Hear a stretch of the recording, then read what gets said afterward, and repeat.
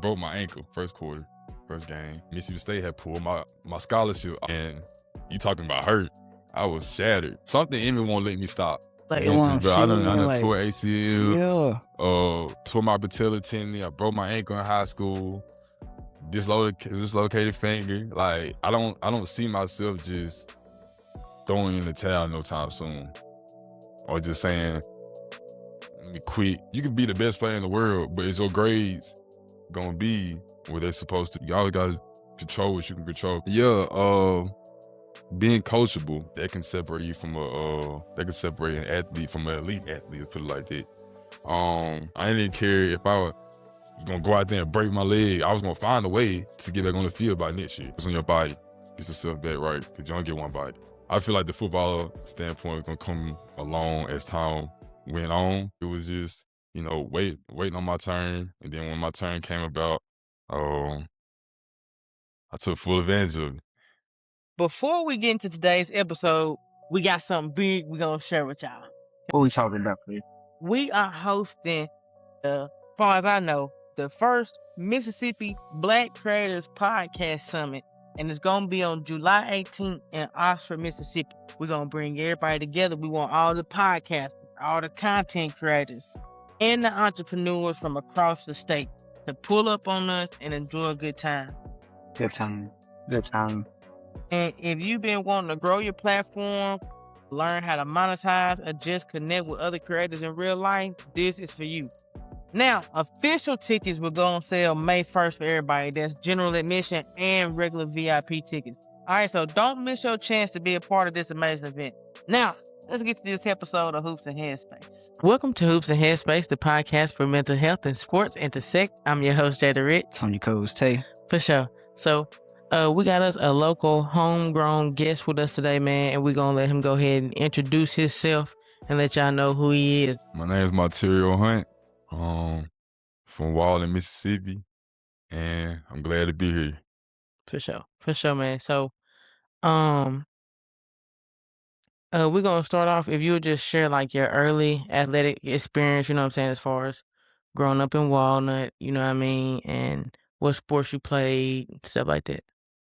Yeah, so I come from a small town, Walnut, right down the road from where you guys are from, Ripley in Blue Mountain.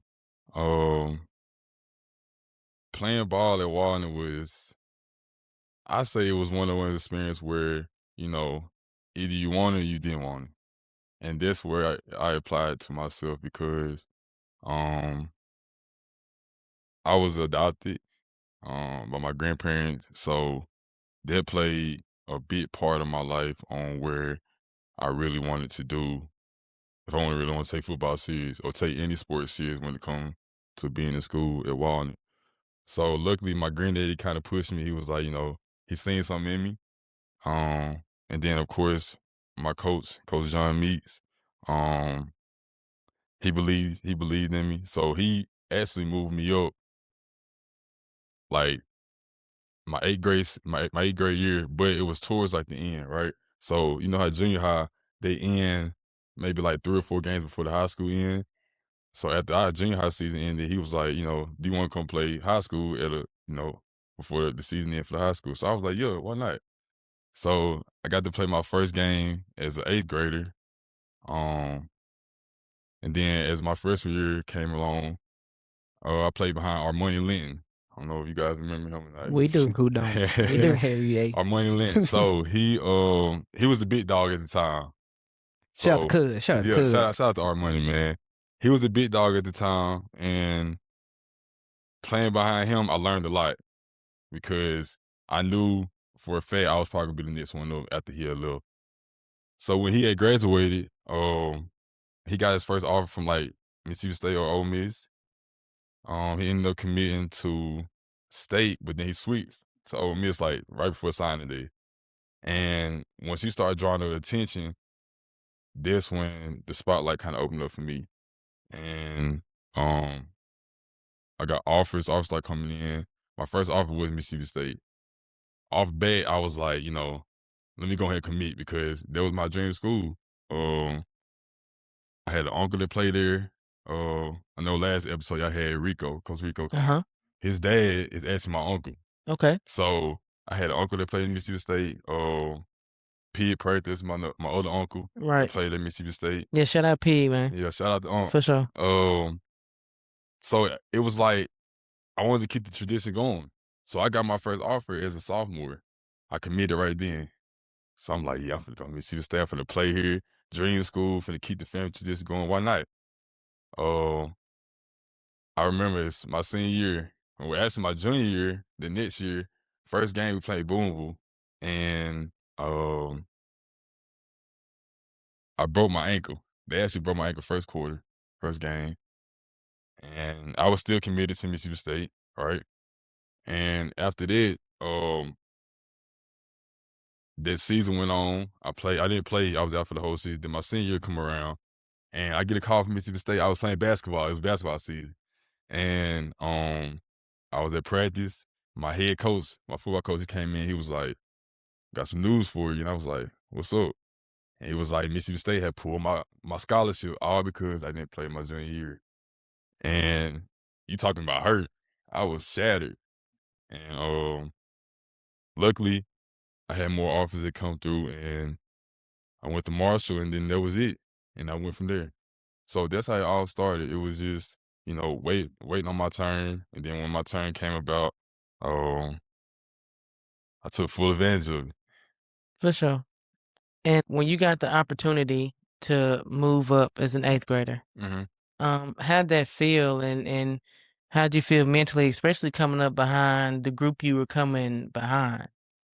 I wouldn't say I was nervous. It was a good feeling actually because I got the opportunity to, I'm not gonna say get ahead of the game, but get ahead of,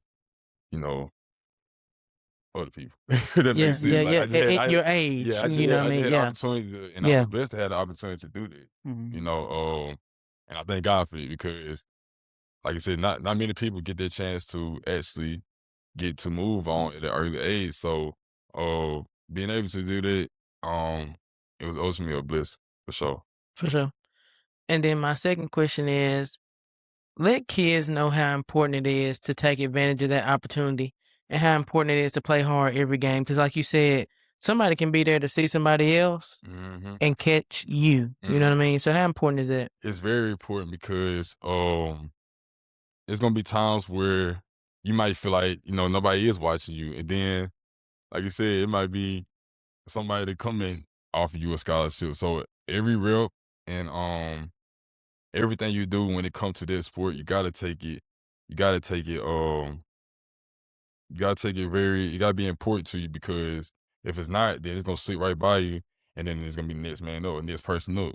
So I always gotta take full advantage of the opportunities at hand because you never know when it might be gone. For sure. What I got out of it, because you said, like, when you committed to state and then, like, you switched to Marshall, everybody's like, why he do that?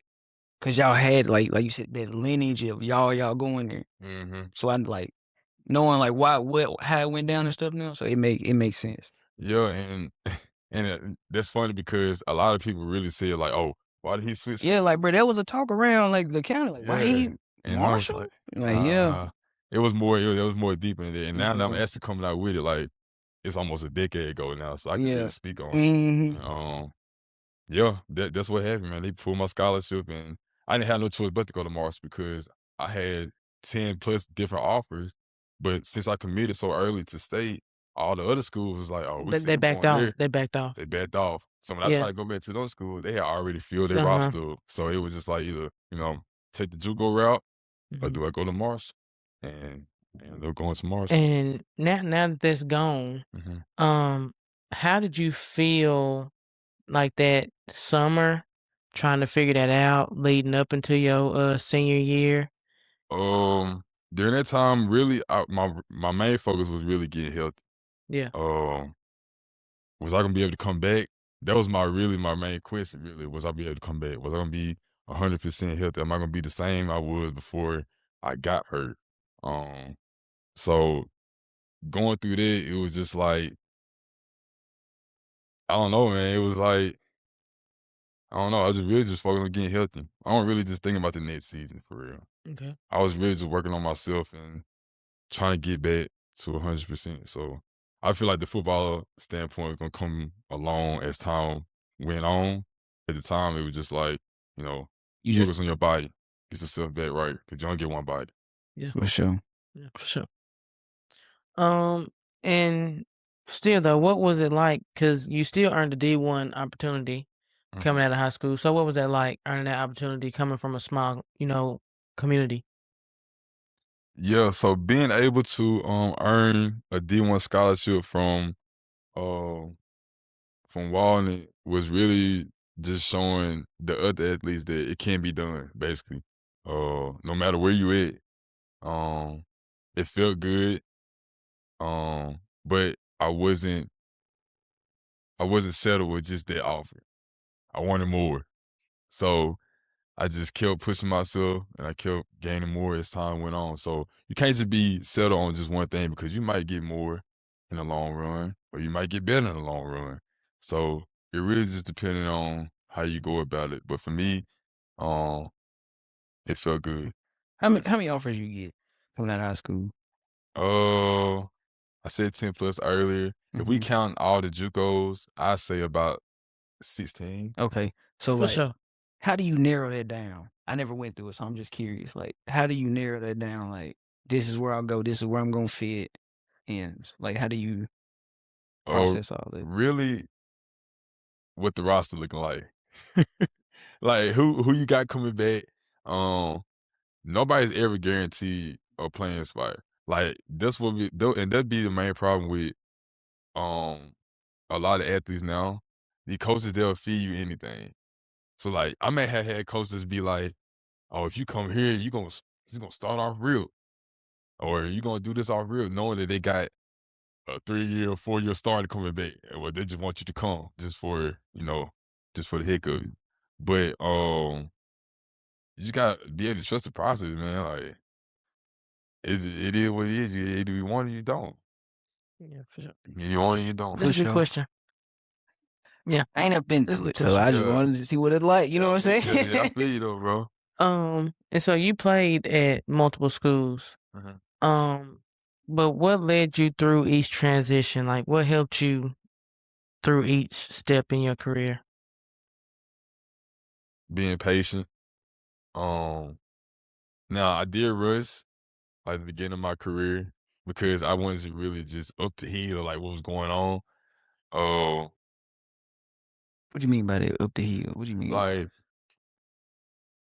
really rushing my decision just because of where it was at or what the people was gonna give me or what they was telling me. Like I was just rushing my decision and not maneuvering through all my options, if that makes sense. So, that's about it, yo. Keep it like that. I ain't gonna say Yeah. too much. Yeah. Say I too feel much. you, I feel you, I feel you. Ain't gonna say too much. Yeah. We'll talk off camera. Yeah. Mentally, what kind of helped you? Because you had to deal with different programs, different coaches, different teammates, different environments. You know what I mean? What was that like? And distance and Yeah, what got you through them dark days? Like, yeah, it's like I don't 'cause know what I'm gonna do. yeah, I'm sure it was a hard transition, Yeah. You like, and being patient is hard. yeah, Yeah, and that's another thing. Like a lot of people have to learn, able to be patient. Getting through all them schools, really. My granddad's a pastor, so every time I always went through something, I always would call over my granddad, because I know he would instill some type of word into me to get me through, or he would encourage me to keep on going. So that would really keep me going. And I can't say that at every school I have been at, or majority of the schools I've been at, I have had injuries to where I have had to stop playing or had to miss out on this season. And it was either like, do I just throw in the towel and just say forget football, or do I just keep going regardless of what I'm going through right now? So it was more of a, like I said, it's a want to, and I wanted it more. I didn't care if I was gonna go out there and break my leg. I was gonna find a way to get back on the field by next year. So it was just like the self driven for me. self-drive for me. So, that what really got me through East College, and that's what's keeping me going right now. Yeah. For sure. And like, who and what motivates you to keep going? You know what I'm saying? What's that behind the scene factor that keeps you wanting to play and wanting to push for your dreams? I think about everything I done been through. Um, uh, like I said, my life it wasn't the easiest. I'm not gonna say I just had the easiest life, but um, I don't know, just that motivation to just keep going. Like I don't know, it just From what it sounds like to me, is like you trying to prove yourself wrong. Like I'm gonna do it regardless. regardless, Yeah. I got to, because it's gonna always be somebody out there that's gonna say, "Oh yeah, he ain't gonna do it," or "Why is he still doing it? Ain't this man finna be I ain't gonna almost lie, 30?" I done asked you, I'm like, why he keep going? You know what I'm Like, bro, saying? like then you done been hurt so many times. I'm like, It's oh, just bro. like, bro, like it's It's just like it's just in me, I bro. feel You you. feel me? Like it just in me. Like I don't see myself just throwing in the towel no time soon, or just saying, "Let me quit." And ain't nothing wrong with that. Yeah, I was like, yeah. because I'm just looking at it like, bro, you done been, like you see, you broke your leg. Then you have like a, Shoot. I done had a that's what whole I'm list of like, what injuries, I'm bro. I saying. done Like, tore ACL, yeah. tore my patella tendon. I broke my ankle in high school. Dislocated finger, like Like, bro, I went on the knife one time. concussion. I done been through it all. I went on the knife one time. I'm good, bro. And it's just, I don't know, man.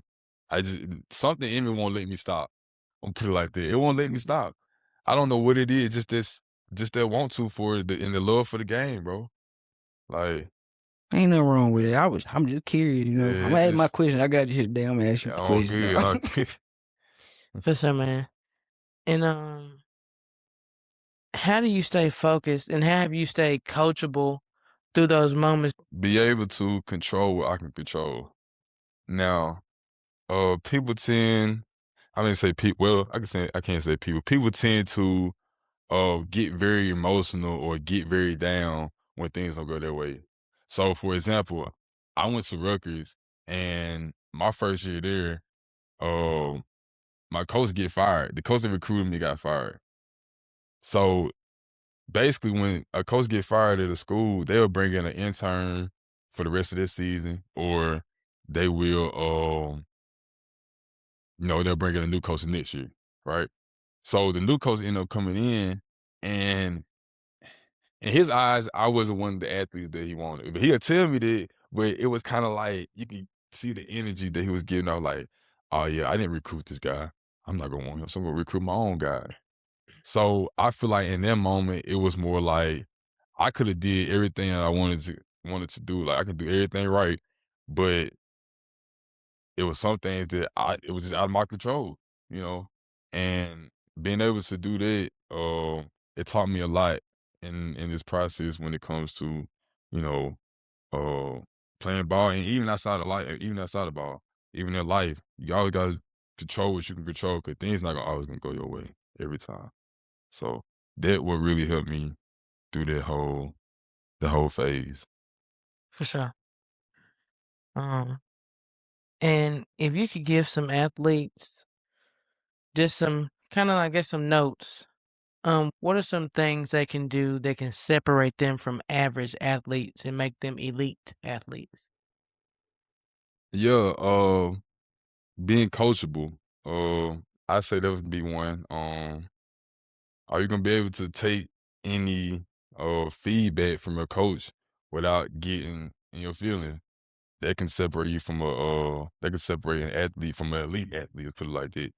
Um, are you gonna sit down and do the little things? Are you gonna pay attention to details? Like, for example, if you're playing basketball, for example, if your coach said you go shoot a right hand layup and jump off your left foot, but you jump off your right foot, it's, the chance of the ball going in probably gonna be very slim because you didn't do the little thing. So, um, that right there, and being consistent. Consistency plays a big part, because if you're not consistent, then how your confidence gonna be so high? You get what I'm saying? Like, anybody that had the confidence to go out here and do anything they want to, but if you're not consistent with the little things beforehand, before that time come about, then it's not gonna be what you think it is. So consistent attention to detail and being coachable is the three main things. And he ain't just talking about on the field, in the classroom too. Classroom too. Yeah. No doubt. Life. And Life, life. yeah. Yup. Yeah. Quick pause right quick. We got something else we got to tell y'all about, man. So, we just kicked off our Hoops and Headspace Academy pilot. All right?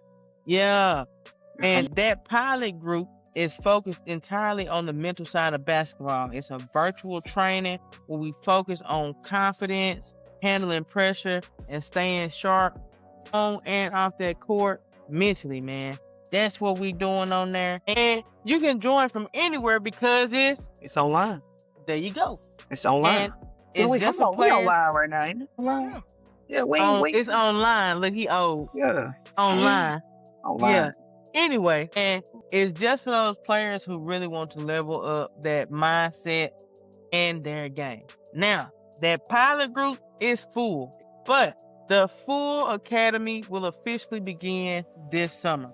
So stay tuned for that info and those reviews from that pilot group so you can be ready to join that summer group.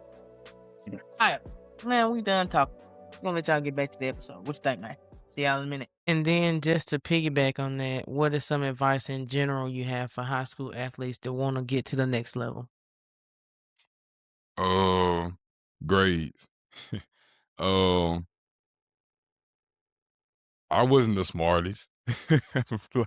I wasn't the smartest, but I maintained a GPA to where I was eligible to get into school. That was the first thing. You can be the best player in the world, but is your grades gonna be where they're supposed to be at in order for you to get into that school that you try to go to? So I don't think, really, to be honest, I don't think nothing else will help an athlete besides that. Like, if we being completely honest, like, you can't, like I said, you can be the best player in the world, but like, if your grade's not there, ain't no school or coach gonna want you. You gonna Yeah, go I mean, nowhere. yeah.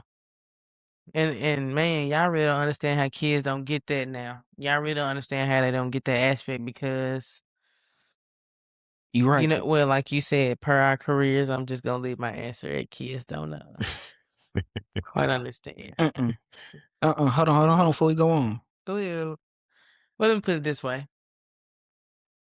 You know we step on toes around here. I'm gonna put it this way. When we were in Thinking too school, hard. our teachers didn't push, and I'm just speaking on our experience as kids. Our teachers didn't push statistics or numbers or a letter grade for the school or how important it was for them for us to excel. Mm-hmm. The difference was they let us know how important it was for us to get this stuff for us. You know what I'm saying? They taught it to us in a manner to where you understood to where it was important to you. And also, if you didn't want to feel like it was important to you, they was gonna make you think it was important to you, or the institution was going to put you somewhere else. Okay, Yeah. so what I got from that, the schools pushing more on like it's better for the school instead of for the individual. That's not what I said. I said No, what I said that's what I got out of it. I said that's what I ain't say that's what you said. Okay. That's what I got out of it. Yeah, that's what Tay got out of it. The school wants to promote this and be like, hey, this is important for our school instead of like, no, this is important for you. Yeah. That's what I got. That's what out Tay of got it. out of it. What I said was per our upbringing. Yeah. What they did Mm-hmm. for us, and I think it helped us excel. Yeah, it did. Yeah, I got you. Boom. So, what's one piece of wisdom you wish you heard earlier in your career? I think it go back to what I said earlier. Now I'm gonna say this a lot because it's really important. The whole consistency thing. That's what I learned in college. or not just in college, but in high school too. I had all the confidence in the world, bro. I did. I ain't gonna lie. I had all the confidence in the world. Like, if I wanted to go jump off a tower and catch a football, bro, I probably could. That's how much confidence I had. But I wasn't consistent with the little things, bro. Like, Give me an example of those little things that you talking about. let's say going to sleep on time. Now, people don't understand. Athletes don't understand that. In order for you to perform at a high level, even outside of a game, let's just say practice, are you still getting them 7 to 8 hours of sleep or 8+ hours of sleep in order for you to go out there? Because if you don't, you're gonna be sluggish. You're not gonna perform. And then if you perform low at practice, then guess what? It's gonna translate over to the game. Then guess what? You might lose. Or the play that you're supposed to be working on is supposed to be at a high level. It ain't gonna work because you didn't prepare for it and the days before. I got you. So that's the example for it. And then the piggyback, not to get in your business. Hold on. Before you ask him the question, what's something you would have heard? You wish you would have heard before. I'm gonna answer too. How to prioritize. I feel like for me, I didn't prioritize well.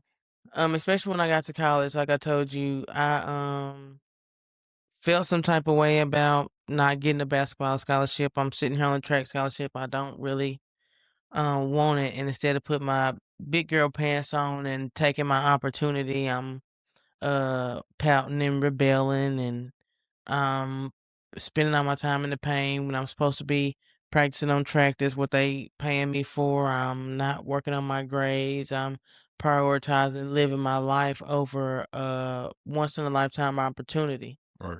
You know what I'm saying? So prioritizing what's important right now and understanding that sometimes what you want to do or what may seem important, it has nothing on the long-term effects if you don't make the right decision. Right. Sure. What you think? What was something you wish you were told? It's okay to have a plan B. I like that. Mm. I like that. It is okay to have a plan B. If A don't work how you want it to work, it's okay to have a plan B. Gotta have one. Man, You're gonna be stuck. Man, I wish I stuck. would have heard that earlier for real. It's okay Yeah. now because like when we 'Cause came how up, many of us man, only felt like the only option is to be an athlete and make it out. Like, exactly. that was the thing. Like now, you know what I'm saying, kids are leaning more towards like social media Yeah. and stuff like that. That's the Mhm. way to make it out. But for us, it's like everybody gotta go D1.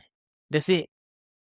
JUCO wasn't an option. It's D1. It's D1 and better. JUCO, Like I'm telling you, you know. And that's something I wish I would have did. Yeah, That's why I like feel like I Because rushed. I wasn't that's being really a patient. smart opportunity. Mhm. Like a lot of Mhm. kids now, that's what they do now. Mhm. Especially with the portal and stuff. It's better to go to JUCO if you're young Yeah. and take them years to get developed and then go into the And guess portal the what? same way. That's an example of plan B. JUCO is okay. Yeah. Because like you said, I wasn't worried about no JUCO. I'm trying to go Yeah, D1. shout out to Lorian.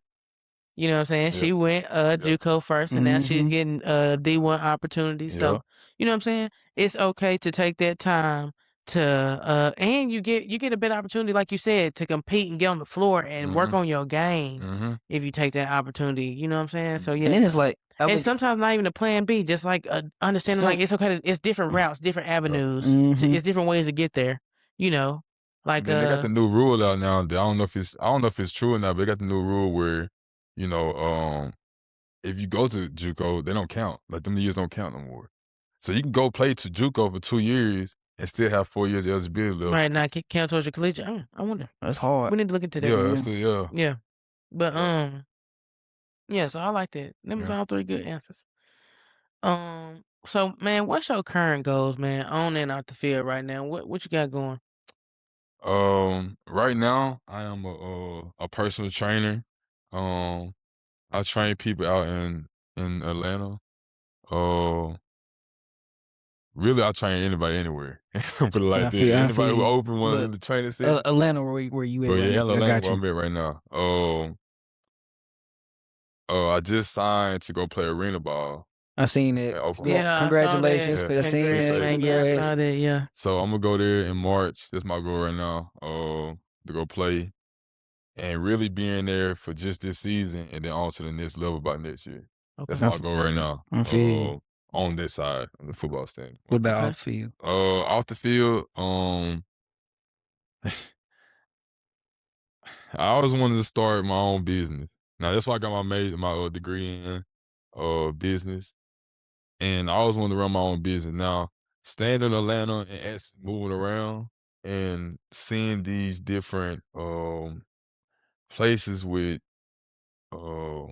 different facilities that got options for young athletes to go in and get some type of development in their sport, uh, or even in life. If you want any lessons in life, that'll be cool too. But that's just something I wanted to do. I was gonna build my own facility down here around my hometown area, like Tippah County, for example. I look around, or even when I drive around my neighborhood over in Ripley, I might see people, not people, but I might see little kids that be out there, and they might be throwing the football, or they don't have nobody to actually to go out there and work with them. So that's what we do in Georgia. We have kids coming there. They'll get extra work, after school programs. We might have classes to where they'll learn the little things within this sport, or learn life after school, or after sports or whatever. So a big facility is what I'm aiming for. It's gonna include all sports: basketball, football, soccer, baseball, softball, For golf. sure. Yeah, Like yeah. anything you can think of, that's my next goal of what I want to do. And shout out to Muhammad Sanu out in the A. He really motivated me because he got 4 gyms out there in the A. Oh, He that's played for the hard. Falcons. That's So hard. this something that I'm working on. Now, if there's anybody out there that want to come and, holler at me on any training session, or even if you want to talk about the facility I'm trying to get together, if you want to support me, or even hop on the team, try to get in with me, come holler at me, and I promise we're gonna make something shake. For sure. People that sit on this couch is what they say they want to do. It usually happen after they sit on this couch. Yeah, I it's love something it. about it. Yeah, it's just something about the couch. So don't worry. You I see mean, the yeah. facility within a year or so. Hey, Yeah. you can't sit on the And- couch. Cause I also want to ask you to speak on how important is it that we get something like that, and why, and the impact of us not having something like that, how negative that is that we don't have that in our community. From a negative standpoint, we're gonna always be behind. If I'm being honest, bro, if I'm being completely honest, we're gonna always be behind. Now, if we get on social media today, and I'm not throwing no shots at nobody. I'm just saying what I see. If I go on social media today, you might see some parents, they may be like, "Oh, why my kid ain't why he not playing, or why this not going right, or why this not, you know what I'm saying, why it's not working out."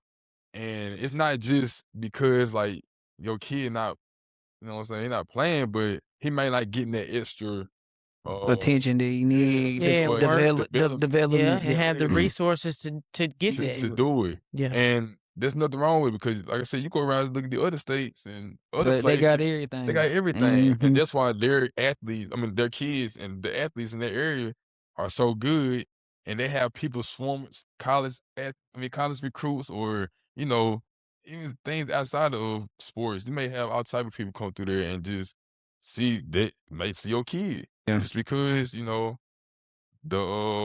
growth and development that they got to get through that. So it's just something that we actually really need. Mississippi behind on a lot of stuff. So Yeah. Now if you go down to Jackson or Yeah, South but Mississippi, they already caught up. Yeah, they but got our facilities. area. Yeah, like our area. But our yeah, area, like- for so we definitely Mhm. need something that's gonna help these kids. Okay, and it's a lot of good athletes out here. Yes. It's a whole bunch of them. Yes. And I hate to see them get overlooked because we're not us. And I'm including us. And there's a lot of Cause I'm part of the older generation. I ain't one of these kids no more. Yes. It's basically our fault because we not pushing these kids to, their best ability. Sometimes we settle for what they doing or what they showing, and when we know that they can be 10 times, 100 times better. Yeah. So there's something that we really need down here in Tippecanoe County that's gonna help a lot of athletes, and not even just athletes either. If you want to get in shape as an older person, you want to get your body looking right, that's cool too. You know what I'm saying? And for the city, if y'all want to talk about that, it brings revenue for you. So you know what I'm saying? It's a pro for everyone. It really is. Yes. So man, you look comfy now. So that's good.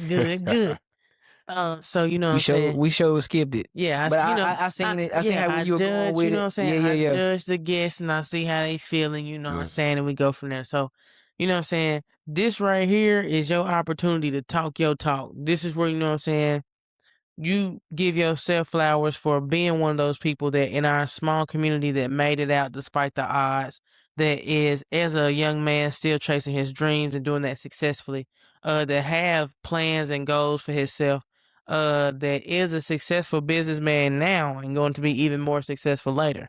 This is where you talk your talk and you give yourself your flowers, man. So right here, Hunt, give yourself your flowers, man. And pat yourself on the back right there. And give a name to your training, whatever you got going on. Yeah, man. Yes. Yeah, let the folks know where they can follow your journey and connect with you, all of that. This your moment, man. I ain't never I don't like to be too high on myself. No. This is your segment, though. You know what I'm saying? Give yourself flowers. For everything you accomplish, everything you gonna accomplish, this is yours. This is your, you know what I'm saying, your moment. Yes, However you wanna do it. Well, I ain't really got too much to say. Hey, just want to thank everybody for supporting me, continue to support me. I'm gonna make everybody happy, especially if you for me. If you ain't for me, I ain't gonna say what I want to say. You say it, we They can read between the lines. They can read between the lines. Yeah, you know who you is. If you want to follow me, hit me up on Facebook at Monterio Hunt, Instagram Monterio Hunt. That's about it. I feel yeah. Just hit me up, and I'm so glad to be here, man. I'm so man. We thankful to be appreciate you coming, appreciate man. you, man. Yeah. Y'all said something about the flowers part. Like I said, I ain't never had nobody do that. Then your vending and stuff, man. That's what I'm saying. Give yourself your flowers, man. Hey, and it's a thing. What you just said was nobody really asked. The whole reason nobody really asked me about that. The whole reason of this segment, I shout out to Tay. This is all Tay. He said he don't do nothing. Boom. My mama said she loved the Talk Your Talk segment. Well, the Talk Your Talk segment is definitely Tay, because I struggle with the same thing. I'm a go get it next. Go get it next. It's on me. But like, bro, the only reason why this segment coming about because I got some game from my older cousin. He was like, man, we got to enjoy those small wins. Right. So like, bro, everything you done, everything you doing, you gonna do. Bro, like, man, and some of your things you look at as small wins were definitely big wins, man. Like you said, don't skip out on the small details. Don't. That's a small detail that we skip out on, like in life, not flowers. So definitely. I can't say that. Yeah. Like I said, I ain't really had nobody. Well, But nigga. there you go. There you go. Nigga, give yourself some flowers, yeah, man. So let us know about the vending. The vending machines, though. If it's any places out here, Tippecanoe County, any barbershops, factories, Walmart, food giant, anybody. Get at me. You know what I'm saying? A vending machine in their business, please get at me because I got a couple that I need to get off some. For sure. That's about it. And I'm gonna give it that's it. Yeah, man. For sure, man. I appreciate that, man. That was a good one. I like it. But take the isms that he gave, because for our small town community kids, the things he said, if you apply those things, consistency is a very big thing when it comes to pursuing your dreams. You can have all the confidence in the world, but that means nothing without the work. But we appreciate you not only for the interview, what you've done for the community, for being one of those inspirations and one of those athletes to be in that small, what percent Cam say? 1%er. That small 1% that gets a D1 scholarship Shout out is Cam right for out that. of Shout out Cam. yeah, shout out Cam. Shout out Cam. yeah. So Monterio Hunt is part of the 1%, Hey, and he is straight out of Walnut, Mississippi, man. So we give you flowers for that, man. We definitely do. And we wish you all the luck in your career. and good luck on the season, bro. Stay healthy. Don't get hurt. Yeah, You know what I'm stay saying? healthy, Stay man. healthy, man. Cause we trying to come to a game, man. You know what I'm saying? You know what I'm saying? Yeah, man. So yeah, Pop man. out. Yeah, for sure, man. We you know how Tip Can do. We gonna come down country gear on. Yeah, They gonna know who we here to see. Yeah, You man. lying. For sure. But look, man, this is Hoops and Headspace, the podcast where mental health and sports intersect. I'm your host, Jada Rich. I'm your co-host, Tay. And we had our guy. Monterio. For sure, man. We up out of here, man. We appreciate you, my guy. Appreciate you. Good, my boy. Hold on, don't leave yet. Don't leave yet. Don't leave yet. Stay right there Stay right there. before we roll the credits. Look, a couple things before we go. All right. What's that? First, don't forget the Mississippi Black Creators Podcast Summit is going When to is it? be July is the 18th. And We're gonna it's put it in, right here. Yep, bam. And it's I'll be right in there. Oxford, Mississippi. And it's your Oxford? chance. Yeah, Oxford. Oxford? And then the second thing we got for y'all, for players who want to take their game to the next level, our Hoops and Headspace Academy is focused on the mental side of basketball. And it focuses on confidence, handling pressure, and staying sharp on the court. It's virtual, and that full academy is going to open this summer. So be looking out for that information, those reviews and stuff from the pilot group, so you can get ready to be in that summer group. So now, we thank you for tuning in. We're going to see y'all at that summit, and we also going to see y'all in that academy. Man, say that so they can watch these credits and we can go on. We'll holler at y'all. You feel me? Holding up the episodes. Go.